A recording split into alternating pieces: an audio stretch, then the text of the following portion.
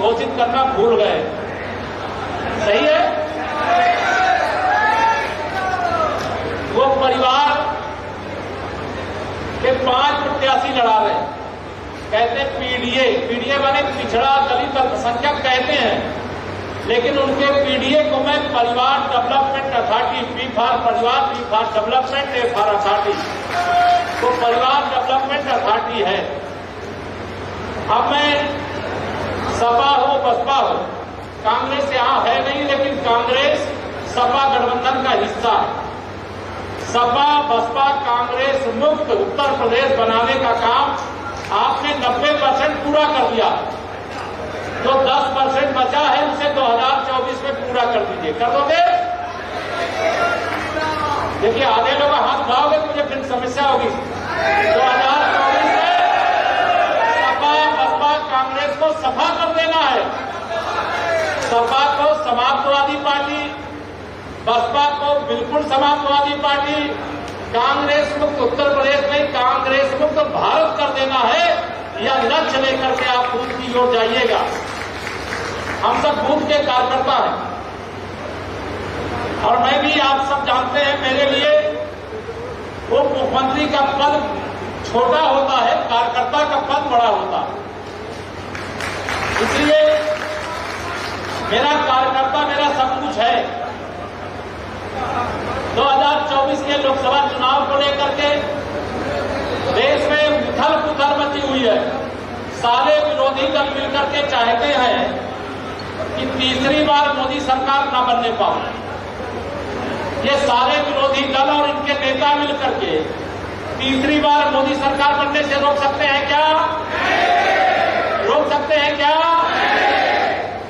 लेकिन वहां कोशिश कर रहे हैं। भ्रष्टाचार के दलदल में डूबे हुए दलों का इंडी गठबंधन बनाया। पूछो क्या करना चाहते हो? मोदी जी को प्रधानमंत्री की कुर्सी से हटाना चाहते हैं। अरे जब देश वाले मोदी जी को नहीं हटाना चाहते हैं तो तुम्हारे पुरखे भी उतर आए तो मोदी जी को हटा नहीं सकते।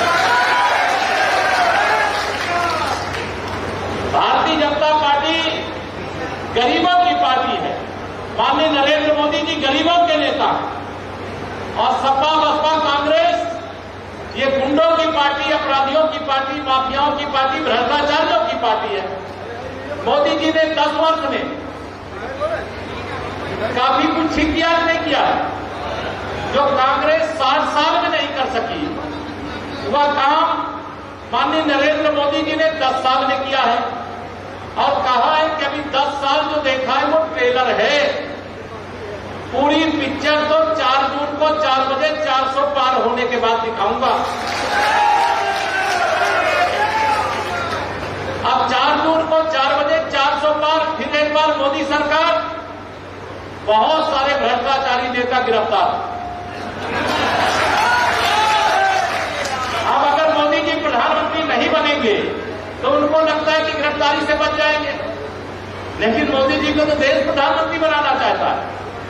आज तो पूरे हिंदुस्तान में मोदी जी की आंधी चल रही है, तूफान चल रहा है। मैंने कहा कि 14 में हवा, 19 में आंधी, 24 में तूफान चल रहा है। रिकॉर्ड बनाने का लक्ष्य आपके सामने है मेरे मित्रों, मेरे बड़े बुजुर्गों, मेरे सभी यहां पर उपस्थित कार्यकर्ता साथियों। 2024 का लोकसभा चुनाव देश को 5 साल नहीं 100 साल आगे ले जाएगा। कितने साल? 100 साल आगे ले जाएगा। 2024 का लोकसभा चुनाव गरीबी मुक्त भारत बनाएगा।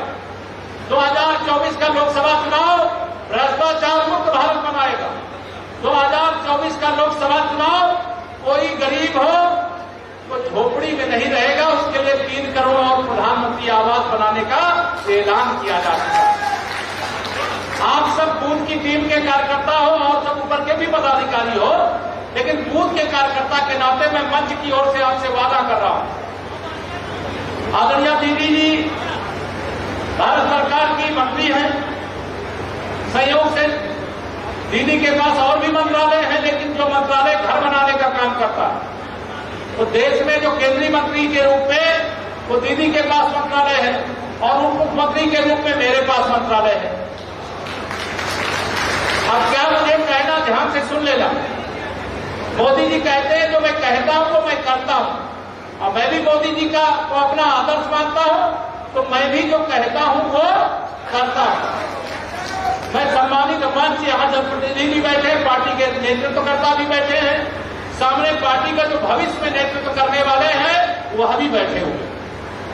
आपको वादा कर रहा हूं, आप अगर अपने बूथ में गरीबों के लिए कोई वादा करके आओगे, केशव प्रसाद का वादा है, वह वादा मेरे बूथ अध्यक्ष का नहीं होगा, वो केशव प्रसाद मौर्य का वादा होगा। वह वादा पूरा किया जाएगा। कार्यकर्ता के सम्मान में केशव प्रसाद सदा मैदान में रहता है, जाना। इसलिए मेरे प्रधानमंत्री जी ने कहा कि जो मैंने कहा मैंने किया। मोदी जी ने कहा था भाजपा के जो 3 वैचारिक मुद्दे हैं, एक था जम्मू कश्मीर से 370 को हटाना। बताइए 370 हटाया कि नहीं हटाया? 4 लोग हाथ उठा कर कैसे मैं मानूंगा? हटाया कि नहीं हटाया? माननीय मोदी जी ने कहा था कि अयोध्या में रामलला के जन्मस्थान पर भव्य मंदिर बनाएंगे। बताइए भव्य मंदिर बनाया कि बनाया? अब तीसरा काम है, एक देश में सबके लिए एक कानून होना चाहिए, सामान्य नागरिक संहिता।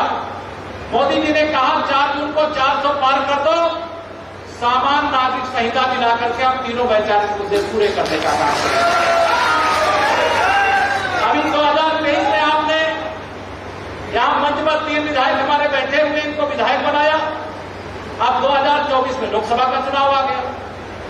प्रधानमंत्री जी चाहते हैं एक देश में एक वोटर लिस्ट पर 5 साल में एक बार चुनाव। आप सहमत हो? दोनों हाथ में मेरा सहमत हो?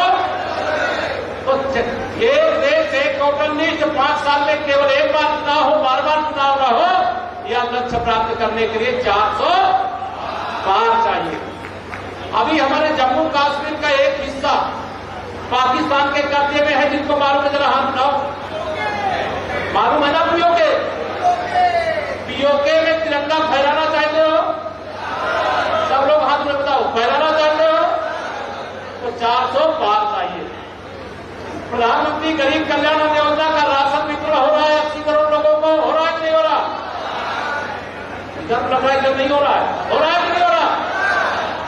तो यह 5 साल इसी प्रकार से गरीबों को राशन फ्री में मिलता रहे, चाहते हो कि नहीं चाहते हो? तो 400 कितना चाहिए? 400। 4 जून को 400 पार चाहिए। गरीब आदमी 60 करोड़ लोगों को आयुष्मान भारत योजना से इलाज हो रहा है, लेकिन 70 साल से उम्र जिनकी 70 साल की हो जाती है, उनको कई प्रकार की बीमारियां, भगवान से प्रार्थना है कि उनको कोई बीमारी ना आवे, लेकिन अगर बीमारी कोई आ जाए तो माननीय मोदी जी की गारंटी है कि 70 साल से ऊपर के सभी बुजुर्गों को साल भर में 5 लाख रुपए का इलाज कराने की सुविधा प्रदान की जाएगी। आप फतेहपुर वाले हो, 2017 में यूपी में जब से हमारी सरकार नहीं बनी थी, कितने घंटे बिजली आती थी, याद है कि भूल गए? इधर बता रहे 4 घंटे, इधर कितनी आती थी? आप कितना बिजली आती है?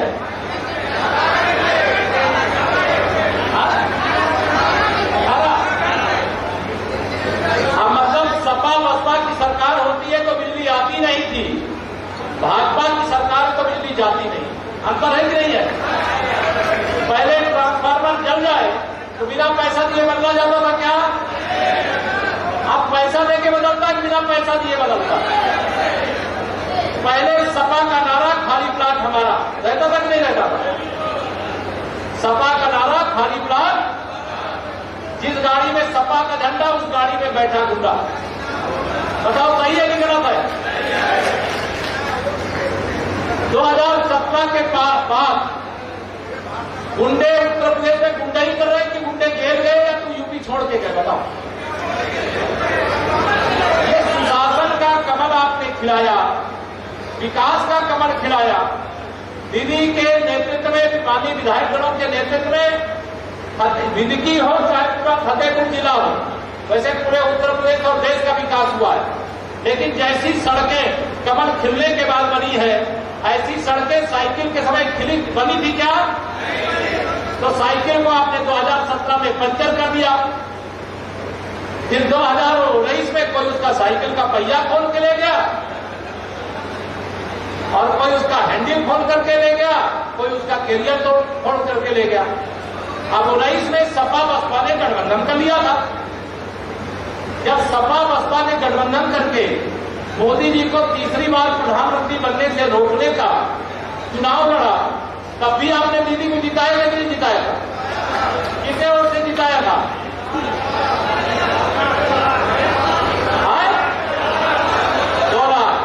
तब तो सपा यहां पड़ी है, बसपा वहां पड़ी है, कांग्रेस कहां पड़ी उसका पता ही नहीं है। अर्थात ये तीनों पार्टियां इस समय आईसीयू में पड़ी हुई। कहां पड़ी है? आईसीयू में पड़ी हुई। और जो आईसीयू में पड़ी है तो ऐसे समय में हमारा आंकड़ा कहां जाना चाहिए? अगर देश में 400 पार तो फतेहपुर में 4 लाख पार कर सकते हो? जो कर सकते हैं हाथ उठा कर बताओ जरा मुझे। आप सब हनुमान जी की तरह शक्तिशाली कार्यकर्ता हो। आप सब कार्यकर्ताओं के पराक्रम पर मुझे भरोसा है। सपा बसपा कांग्रेस ये तीनों यूपी में हार का चौका लगा चुके हैं। 2014 हारे, 2017 हारे, 2019 हारे, अभी 2022 हारे। अब हार का 5 कैसे होगा? उस गेम में तो 4 रन या 6 रन होता है। तो 5वीं हार की कगार पर है ये, और 5वीं हार इनको इतनी करारी हार होना चाहिए कि जो मैं कहता हूं कि सपा समाजवादी पार्टी बने तो सैफई खानदान वाले मेरे ऊपर हमला करने लगते हैं, मुझे गाली देने लगते हैं। सुना कि नहीं सुनाया? मैंने कहा भाई साहब लोग मुख्यमंत्री रहे हो या मुख्यमंत्री के बेटे भाई हो, आप लोग गाली दो, मैं आपको गाली नहीं दूंगा। मैं आपसे कहने आया हूं कि गाली का जवाब गाली से नहीं देना है। इनकी गाली का जवाब कमल का बटन दबा करके दीदी को 4 लाख वोटों से जिता करके तीसरी बार मोदी जी को पीएम बना करके तेरा है। तैयार हो? 2024 का लोकसभा चुनाव, मोदी जी देश के प्रधानमंत्री फिर से न बनने पाए, ये ध्यान रखना। ये कांग्रेस सपा बसपा और भाजपा विरोधी दल ही नहीं चाहते हैं, दुनिया के कई बड़े बड़े देश चाहते हैं कि अगर मोदी प्रधानमंत्री बन गए तो एक तो पाकिस्तान चिंता में है कि घर में घुस करके मोदी मारेगा, घर के बाहर नहीं मारेगा। सर्जिकल स्ट्राइक और एयर स्ट्राइक का स्वाद पाकिस्तान को किसकी सरकार में चखाया गया? मोदी सरकार में चखाया गया। 2014 से 2024 के बीच में 10 साल में जितना काम कांग्रेस 7 साल में नहीं कर सकी, उससे ज्यादा काम मोदी जी ने 10 साल के अंदर किया कि नहीं किया? अब मेरे मित्रों, अगर दुनिया के अंदर बड़े बड़े देश मोदी जी को प्रधानमंत्री नहीं बनने देना चाहते तो कोई मोदी जी की व्यक्तिगत दुश्मनी है क्या? उनको मालूम है कि अगर मोदी जी तीसरी बार प्रधानमंत्री बन गए तो पूरी दुनिया को भारत के पीछे खड़ा कर देंगे, विकसित भारत बनाने की गारंटी दे देंगे। अभी अब 5वीं अर्थव्यवस्था तीसरी अर्थव्यवस्था बना देंगे। पूरे हिंदुस्तान में 24 घंटे बिजली उपलब्ध करा देंगे। कोई गरीब जिसका कच्चा मकान है, छत से पानी टपके, ऐसी अवस्था में देश के किसी गरीब को नहीं रहने देंगे। मोदी जी के नेतृत्व में देश बहुत आगे बढ़ सकता है, बढ़ने जा रहा। लेकिन वह बढ़त कब होगी? जब आप अपने बूथ पर, मोदी जी ने क्या कहा है मैं आपको बता दूं। मोदी जी ने तो सबसे पहले कहा है कि मेरे बूथ और उसके ऊपर के सभी कार्यकर्ताओं को मेरा प्रणाम कह देना। मैं आपको सबको प्रणाम कर रहा हूं मोदी जी को। मोदी जी ने दूसरी बात कही है कि मैंने कहा था 370 हटाऊंगा तो 370 हटा दिया। मेरी ओर से बूथ के कार्यकर्ताओं से कह देना जितना वोट 2019 के लोकसभा चुनाव में अपने अपने बूथ पर आप गिराए थे उसमें 370 वोट और बढ़ाना है। कितना?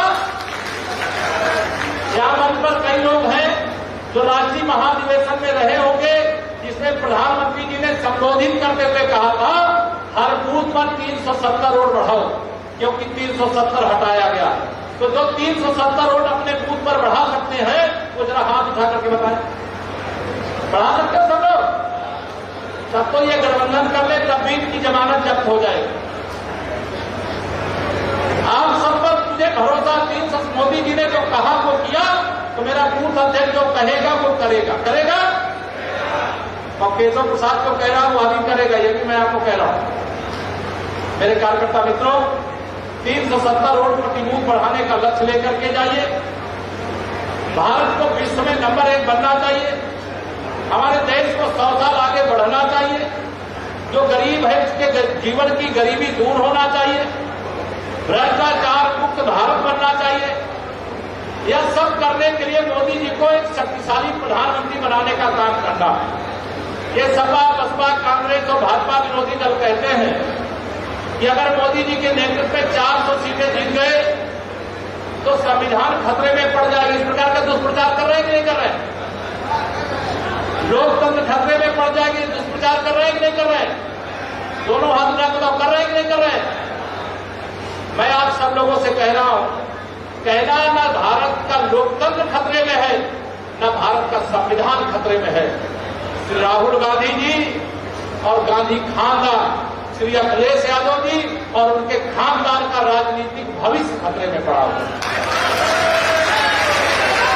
इसलिए ये दुष्प्रचार कर रहे हैं, अफवाह फैला रहे हैं।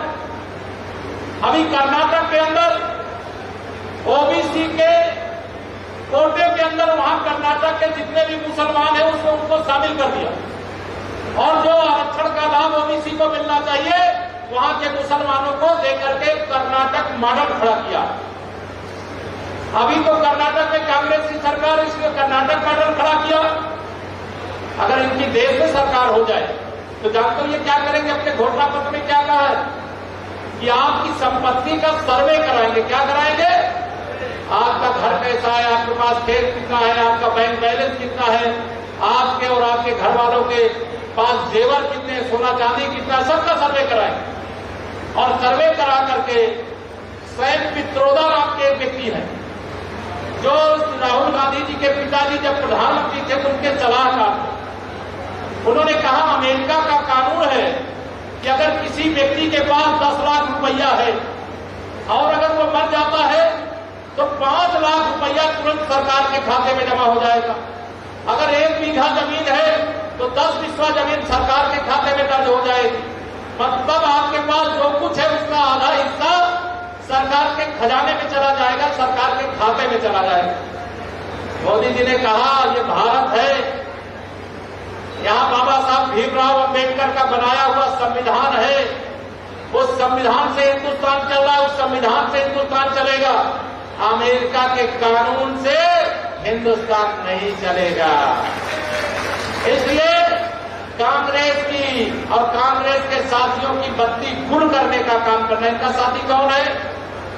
श्री अखिलेश यादव, समाजवादी पार्टी। यद्यपि अभी भूले हुए हैं, जैसा मैंने पूछा यहाँ सपा का कौन प्रत्याशी करे, अभी कोई घोषित नहीं किया। और हमारी आदरणीय दीदी लगातार आप सबके बीच में है। आप सबसे मुझे केवल इतना कहना है, कै बजे से बैठे हो आप लोग? मैं माफी चाहता हूं, मुझे सूचना 11 बजे बांदा पहुंचने की थी। बांदा का कार्यक्रम करके मैं आ गया, लेकिन आप बांदा के कार्यक्रम के समय आ गए, इसलिए आपको देर तक बैठना पड़ा।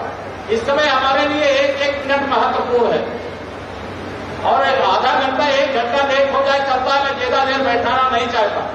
मैं केवल आप सब कार्यकर्ताओं से इतना ही कहना चाहता हूं, 4 जून को 400 पार करने के लिए, 4 जून को फतेहपुर लोकसभा सीट को 4 लाख से अधिक वोटों से जिताने के लिए हम अपने बूथ पर 370 वोट बढ़ाने का संकल्प लेकर के यहां से जाएं।